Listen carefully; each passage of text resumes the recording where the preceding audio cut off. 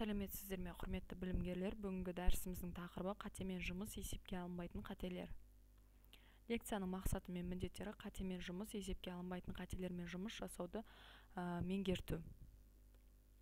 Бағдарламада көрсетілген ережелерде жіберілген қателіктердің өзге осы сыныпта орфография мен тыныс белгілерінің ережелерін оқытылуына байланысты жіберілген қателер есепке кірілмейді. Бастауыш мектептерде және осы сыныптарға арналған оқулықтардың жаттығуларын кездеспеген сөздерді жіберілген қате есепке алынбайды. Байқаусызда жақсыз жазылған сөздердің қате есепке кірмейді. Алайда қателерді жаңылып жазылған деп беруге болмайды. Оқушының жаңылып жазылған сөздері оның дұрыс жаза алатынын көз жеткенде ғана қатеге есептелуі керек. Егер де жаңылып жазылған жағдай 3-тен асып кетсе, онда олардың емле қатесі деп санайды. Екі түрлі жазылып жүрген сөздердің бір түрі жазылса, немесе екі түрлі қойылып жүрген тыныс белгілерінің біреуі қойылса, онда диктант текстінде жазуға дәл келмей тұр деп қатеге есептеуге болмайды. Мысалы, қазір, өйткені деген секілді. Өрескел қателер: орфография мен тыныс белгілерінің өтілген ережелермен жіберілген қателер, игеріліп алуға қиынға соқпайтын ережелердің байланысты жіберілген қателер, сөздердің тасымалдауын жіберілген қателер, дефис А арқылы жазылатын сөздерде жіберілген қателер. Жеңіл қателер: диктант өткізген кезде оқылып біткен және әлі өтілмеген ережелерге байланысты. Күрделі жалқы есімдерін, бас әріпін дұрыс қабылдау, сол сияқты әріптерді дұрыс таңбалау,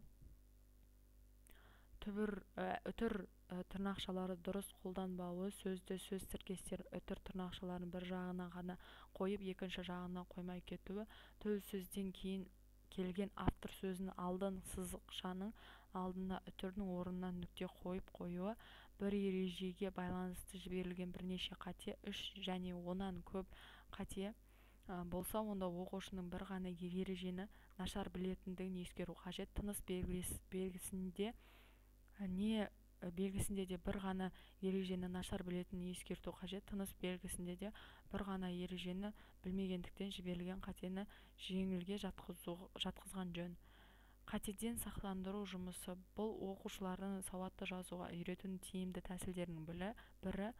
Бұл жұмыстың кейбір жолдары мыналар: оқушылар өзін мұғалім алдында еркін сезінуі, оқушы өз бетімен жұмыс жасауын орындап отырғанда өзіне түсініксіз ұғымдарды не жазылуы қалай екенін кәміл біле алмай отырған объект туралы мұғалімнің қымсынбай сұрап алуы тиіс. Оқушылар түрліше, әсіресе орфографиялық сөздікті пайдалану арқылы көптеген емлесі қиын сөздерді дұрыс жазылу жолдарын біледі. Емлесі қиын сөздерді дұрыс жазылу үлгісі сынып қабырғасына ілініп қойылады.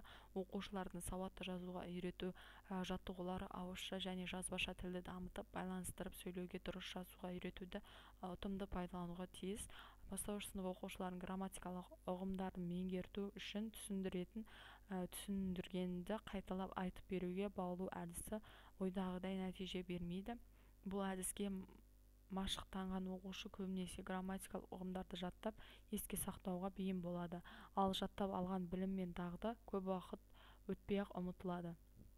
Емле ережесін түсіндіру: емле ережесін түсіндіруде мүмкіндігінше оқушылардың мысалдарды талдауға, қорытынды шығаруға еркін қатысып отыруы керек. Ол үшін мұғалім мысалдар мен көрнекі құралдарды дайындап, қорытынды шығару үшін оқушылардың қоятын сұрақтарын әзірлеп келуі тиіс.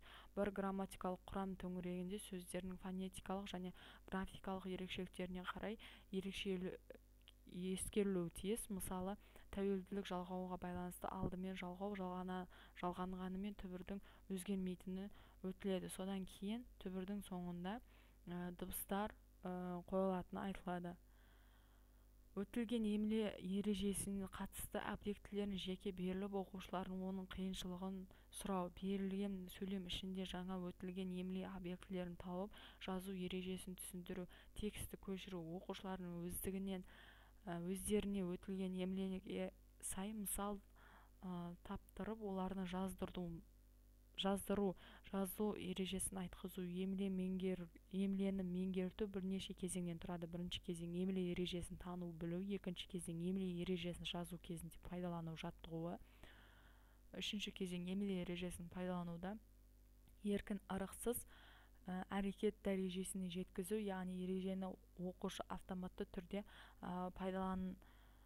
пайдаланатын ету, емле ережесін есте сақтап, сауатты жазуға машықтандыру үшін қателер бойынша жұмыстарды дұрыс ұйымдастыра білу керек. Қате бойынша істелінетін жұмыстардың түрлері: қате жіберген сөздерді көшіртіп, қате жазылған әріптердің буынының астын сызғызу, қате берілген сөздерді көшіртіп, сөзді дұрыс жазуға қатысты бар емле ережесін қайталату, ауызша айтқызу, оқулықта қайталату, қатені түзетпей, тек астын сызып көрсетіп, оны оқушылардың өзіне жөндету, емле ережесін айтқызу. Назарларыңызға рахмет.